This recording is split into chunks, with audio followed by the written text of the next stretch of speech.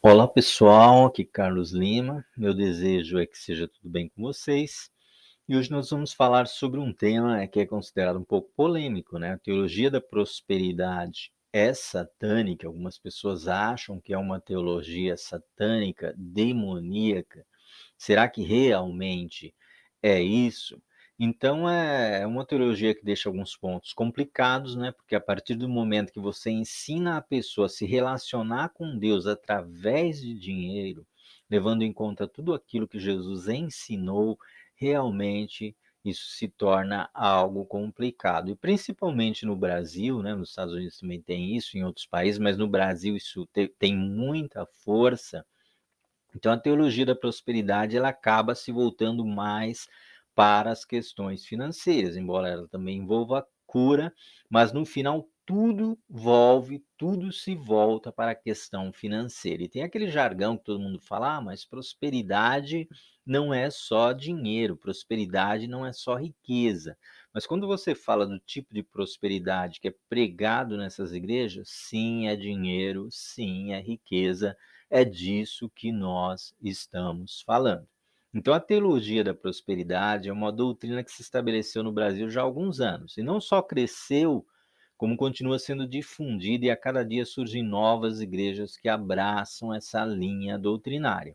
Eu não vou traçar um perfil histórico, teológico, cansativo, eu quero antes falar das implicações dessa doutrina e como ela vem influenciando os cristãos, principalmente de origem protestante, né? Aqui no Brasil, por todo o Brasil, na verdade. Então, a teologia da prosperidade, ela tem os seus ensinos baseados em cura, prosperidade financeira e poder através da fé, né? Não há nenhum problema com cura, não há nenhum problema com prosperidade financeira e não há nenhum problema com poder através da fé. Mas ela tem causado um frenesi e, ao mesmo tempo, grandes transtornos à fé cristã tradicional. Essa doutrina tem argumentos baseados em confissões positivas, dizendo que basta crer e declarar que as coisas vão acontecer, né? Esse crer e declarar, ele tem sim alguns pontos positivos, mas ele não é uma coisa mágica, como alguns determinam que seja. Esse tipo de ensino ele chega ao Brasil por volta dos anos 70, não vou falar aqui de quem são os precursores, mas ele encontra divulgadores em igrejas midiáticas, que ficam conhecidas como neopentecostais, e faz com que essa nova teologia se expanda aí por todo o país, tomando realmente ali uma grande força. No Brasil, algumas igrejas, inclusive, usam desafios de ofertas, diversos rituais que terminam com doações, que não se resumem apenas a dinheiro, campanhas que prometem que Deus vai devolver 7 vezes mais, etc. Eu lembro de um caso que o pastor ele convenceu uma senhora já bem idosa, né, a doar para a igreja o salão onde estava a igreja e mais a casa que ficava em cima do salão. Então o pastor passou a morar na casa e embaixo ficou a igreja. E quando essa senhora morreu, a família teve que entrar na justiça para tentar reaver aquilo que era a herança dela. Eu não sei se conseguiram, acompanhei o caso até o fim, mas eles estavam entrando na justiça para ver se conseguiam reaver o bem, o imóvel, que era a herança da família. Qual o motivo dessa teologia ter se expandido tanto e tão rápido no Brasil? Porque alguns acham que ela causa transtorno à fé tradicional.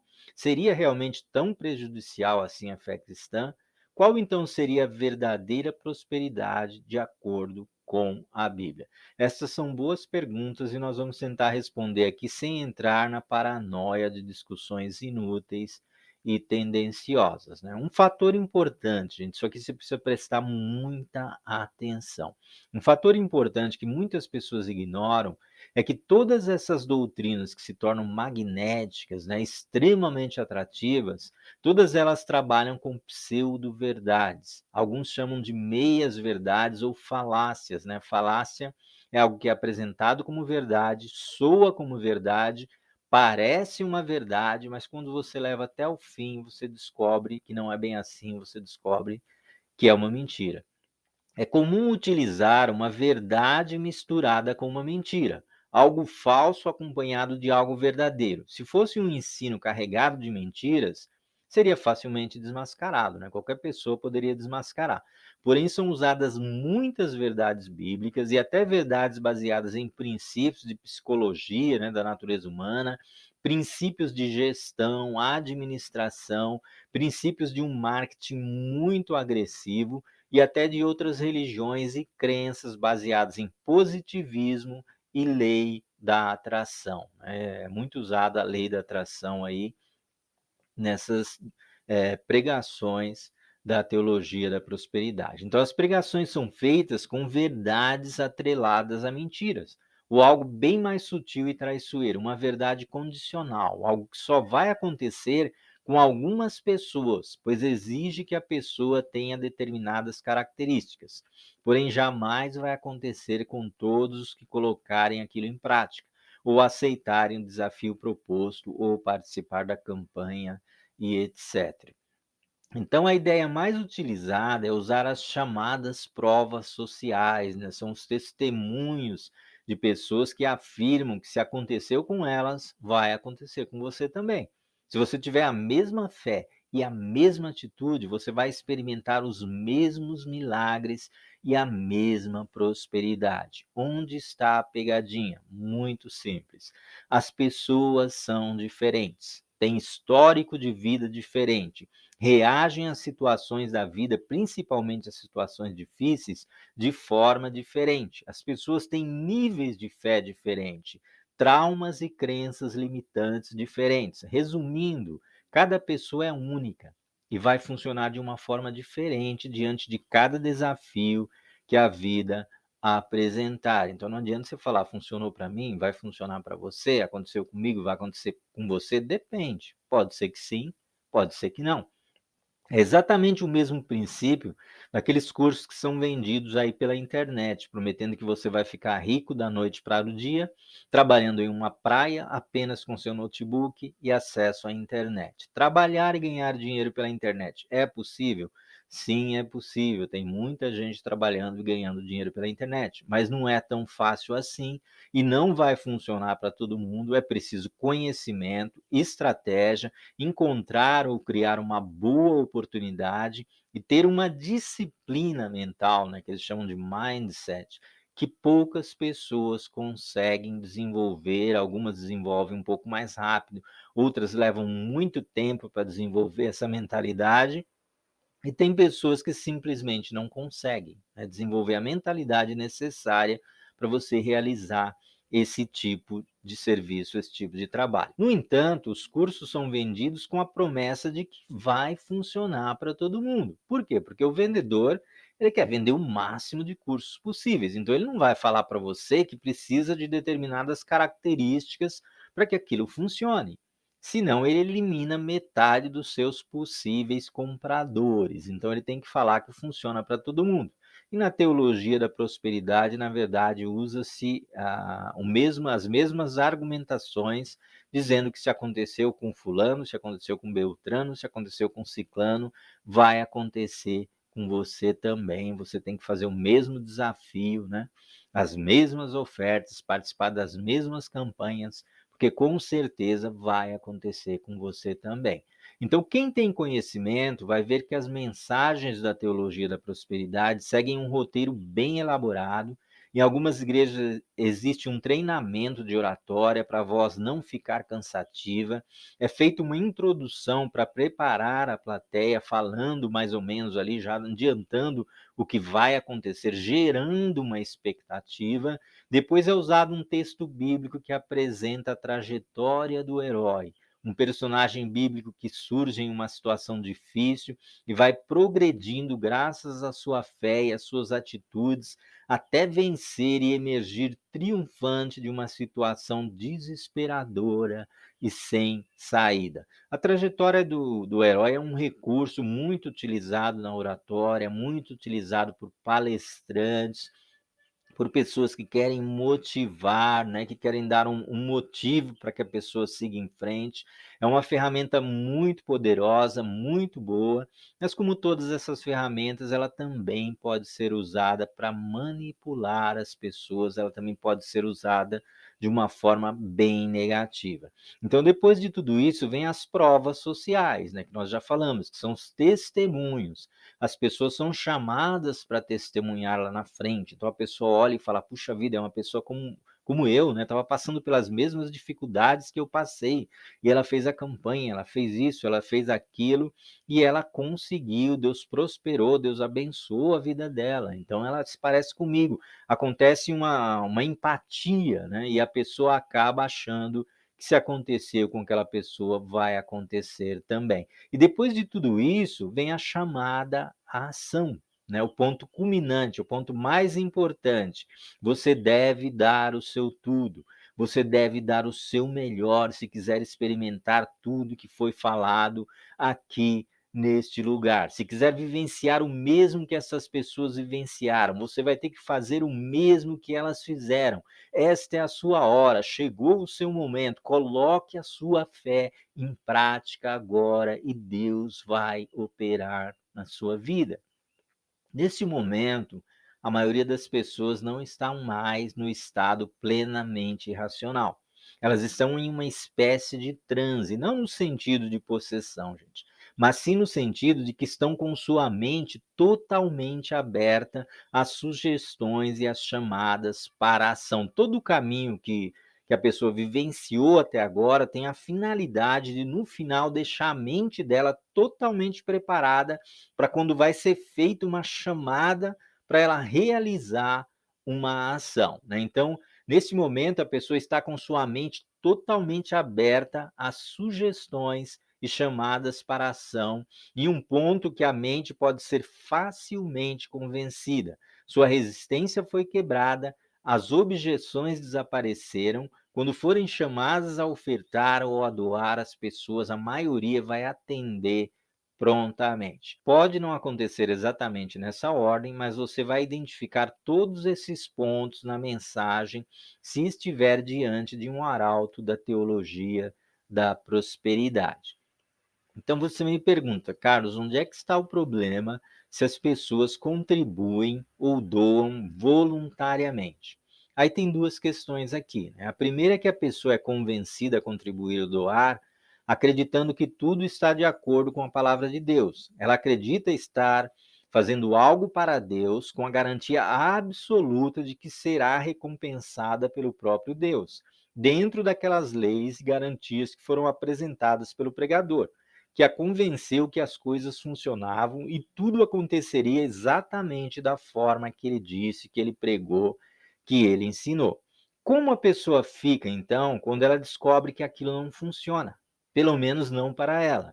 E como fica o coração dessa pessoa quando ela descobrir que foi pega em sua própria ganância, né? A pessoa explorou a própria ganância dela, ela foi vencida pela sua própria ambição, ou então, em alguns casos, na maioria dos casos, a pessoa foi vencida pelo desespero, né, e acabou por ser enganada por conceitos que não fazem parte dos ensinamentos de Jesus ou dos seus apóstolos.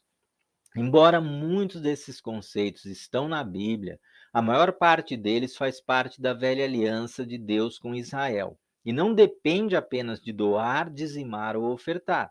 Depende principalmente de uma vida de fidelidade e obediência às leis que foram estabelecidas por Deus, como a parte que cabia a Israel, além, é claro, de uma vida de amor a Deus e amor ao próximo. E fica mais complicado ainda, porque quando se trata de Israel, a bênção da prosperidade, todas aquelas bênçãos prometidas, elas dependiam da obediência de toda a nação. Era uma aliança feita com a nação de Israel e não apenas com uma pessoa, não dependia de uma ou de outra pessoa. Se você vê ali no próprio livro de Malaquias, as pessoas só leem Malaquias 3:10, a parte que fala de dízimos. Mas o livro de Malaquias é um livro em que Deus chama toda a nação ao arrependimento, chama os sacerdotes, chama os levitas de uma forma geral, o povo, porque o povo se corrompeu. E ali Deus questiona vários pecados, Deus fala do divórcio, da falta de cuidado do povo com os pobres, com necessitados,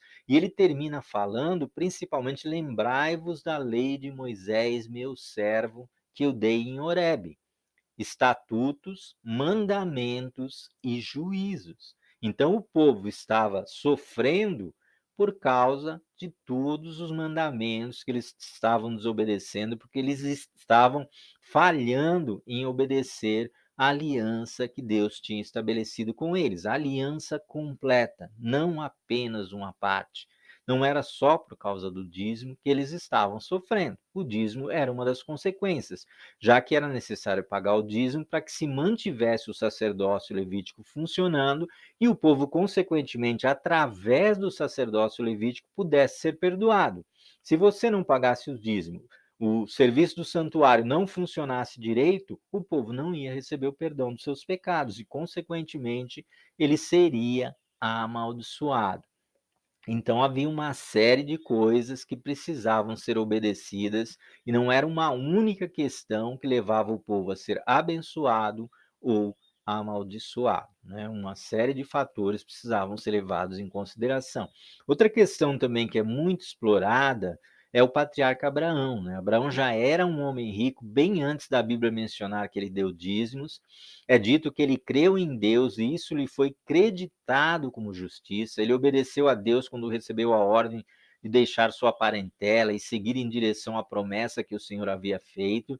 E depois, na própria questão de Isaac, Isaac não foi sacrificado. Deus fez uma prova de fé com Abraão, pedindo que ele sacrificasse o seu filho, mas quando ele se dispôs a sacrificar, Deus não aceitou e o próprio Deus forneceu o carneiro que foi oferecido como sacrifício. Ou seja, o próprio Deus é quem ofereceu a oferta, o próprio Deus é quem fez o sacrifício. Abraão só demonstrou a sua disposição.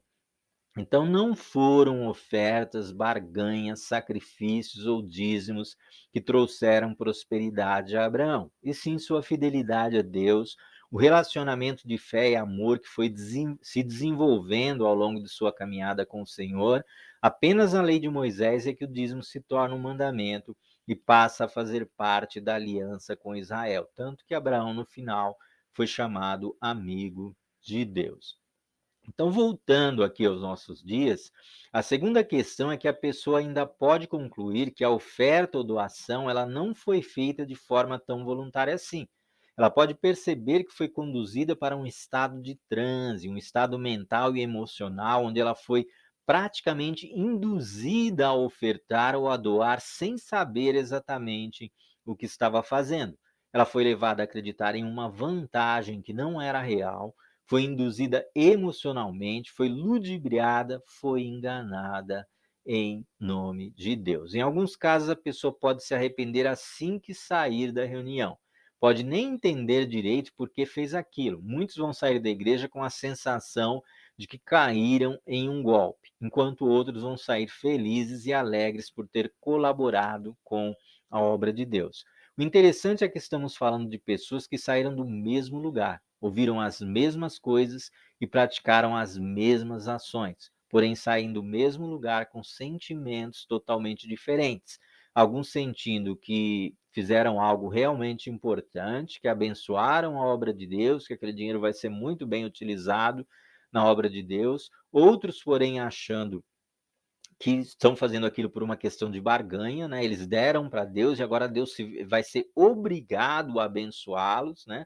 Já que existe a lei da semeadura e eles semearam na obra de Deus e, consequentemente, Deus é obrigado a prosperá-los financeiramente. E tem aqueles que vão sair frustrados, se sentindo enganados, achando que foram convencidos em um momento de fragilidade, um momento de fraqueza e acabaram fazendo algo que não deveriam ter feito. Então, o número de pessoas que abandonam essas igrejas frustrados e decepcionados com a igreja e com Deus todos os anos é gigantesco. Há um trabalho muito grande em trazer as pessoas a Cristo e depois o mesmo trabalho vai mandá-las de volta ao mundo. Lembro de um amigo que até baixava a cabeça envergonhado quando ele falava das coisas que fez, de tudo que ofertou, esperando que Deus iria enriquecê-lo. Eu sempre fui bem franco com ele, deixando claro que ele também tinha errado ao permitir que pessoas usassem a Bíblia para explorar sua ganância, sua cobiça e seu desespero. Porém, no fundo, eu sabia que a maioria das pessoas, principalmente em países pobres como o Brasil, não tem estrutura emocional para resistir àquele tipo de apelo. ainda mais tendo como pano de fundo a palavra de Deus. Então, o interessante é que para algumas pessoas esse tipo de coisa vai funcionar. Você vai ver aquelas pessoas que vão dar o testemunho, né, e para eles, aparentemente, funcionou de forma maravilhosa, funcionou de forma fantástica. Enquanto que para a grande maioria das pessoas vai restar a frustração, a tristeza, a decepção e o pior sentimento, que é o sentimento de que o Senhor ama mais alguns do que os outros. Ou pior ainda, o sentimento de ter sido enganado, ludibriado. Alguns vão até sentir que foram vítimas de um tipo de estelionato e vão embora da igreja com a intenção de nunca mais voltar. E assim como qualquer pessoa quando cai um golpe, né, a maioria dessas igrejas só não são processadas por milhares de pessoas porque a pessoa realmente fica com vergonha, né, do que ela fez e isso acaba impedindo que muitas dessas igrejas sejam processadas. Tiago diz que uma fonte não pode jorrar água doce e amarga ao mesmo tempo. É exatamente isso que a teologia da prosperidade faz. Coisas certas misturadas com coisas erradas, leis misturadas com a graça, verdades bíblicas misturadas com conceitos de outras ciências ou religiões, princípios eternos misturados com princípios temporais. Então, resta saber se a fonte de onde está jorrando tudo isso é realmente Deus ou não. O que você acha? Jesus disse que pelos frutos se conhece a árvore. Será que uma árvore boa poderia produzir frutos saudáveis e venenosos ao mesmo tempo? Ele também falou sobre o joio e o trigo crescendo juntos. São parecidos, mas não são a mesma coisa. Porém, por hora, né, nós vamos ficar por aqui. Eu não quero gravar um vídeo muito grande, então no próximo vídeo nós vamos ver dentro da Bíblia. Vamos entrar um pouquinho mais na Bíblia, vamos ver onde é que estão os problemas e as distorções da teologia da prosperidade que levam as pessoas a crer cegamente nesse tipo de doutrina, né? E a pergunta mais interessante de todas é por que para algumas pessoas funciona e para outras não? Eu acho que essa é a grande pergunta que muitas pessoas elas não conseguem compreender. É muito mais simples do que você imagina, né? Porque na verdade as coisas na nova aliança, vou dar uma adiantada aqui, elas funcionam por meio da fé. A fé se tornou a chave através da qual nós acessamos o mundo espiritual e conquistamos aquilo que nós necessitamos.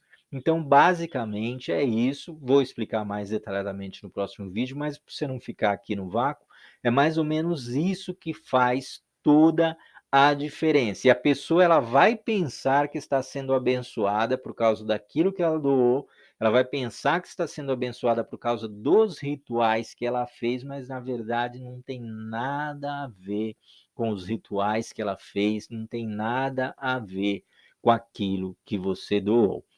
Se você quiser ofertar com a obra de Deus, se você quiser abençoar a obra de Deus, é fantástico, é maravilhoso, mas você tem que fazer isso pelos motivos certos, né? Jesus nunca elogiou alguém que abençoava a obra de Deus só porque receberia alguma coisa em troca, né? É como o cachorrinho, aquele animalzinho que você disciplina ele dando comida. Ele faz lá alguma coisa engraçada, você dá comida. Ele repete e você disciplina ele com aquilo. Se um dia você parar de dar recompensa, ele vai achar que tem alguma coisa errada e ele vai se entristecer e ele vai parar de fazer aquela gracinha, aquilo que você ensinou para ele. Então, o cristão não pode ser moldado dessa forma, né? Eu dou alguma coisa para Deus, Deus me devolve. Em algumas igrejas, Deus é apresentado como um banqueiro gordo, sentado numa escrivaninha, fumando um charuto e contando os seus milhões. E ele está sempre pronto para um bom negócio, sempre pronto para uma boa barganha, né? E esse não é nem de longe o Deus que nós conhecemos, esse não é nem de longe o Deus da Bíblia, esse não é o Deus que Jesus apresentou. Então, por hora, ficamos por aqui, tá? Deus abençoe você, que o Senhor continue te abençoando. Eu deixei 2 versículos aqui só para não ficar sem nenhum texto bíblico, né? Então Jesus, observando ao redor, declarou aos seus discípulos: quão difícil é para aqueles que possuem muitos bens ingressar no reino de Deus. Não é, como eu sempre digo, não é pecado ser rico. Alguns acham que a riqueza é sinal da aprovação, é sinal da bênção de Deus, mas Jesus diz que é difícil para aqueles que possuem riqueza ou muitos bens entrar no reino de Deus. As riquezas podem ser um empecilho. Então não é tão simples assim como a pessoa pensa, porque a riqueza ela acaba ocupando um lugar muito grande no coração da pessoa e muitas vezes para ser rico a pessoa tem que ter um coração que vai acabar por desagradar a Deus. O dinheiro muitas vezes exige que a pessoa faça coisas que podem desagradar a Deus. E em Mateus 6, um texto bem clássico, né? Mas buscai primeiro o reino de Deus e a sua justiça, e todas as coisas vos serão acrescentadas. Não vos inquieteis, pois, pelo dia de amanhã, porque o dia de amanhã cuidará de si mesmo. Basta cada dia o seu mal. Mateus 6, 33, 34. Então pense um pouquinho aí a respeito disso, vá pensando, vê se você encontra aí os furos que existem nessa teologia, os furos que existem nessa doutrina, ver se você consegue imaginar por que funciona para algumas pessoas e por que não funciona para outras. Então vamos ficando por aqui, um abraço e se Deus permitir, até o próximo vídeo. Se você gostou, deixa aí o seu like, se inscreva no canal para que a gente consiga levar esse conteúdo aí para mais pessoas.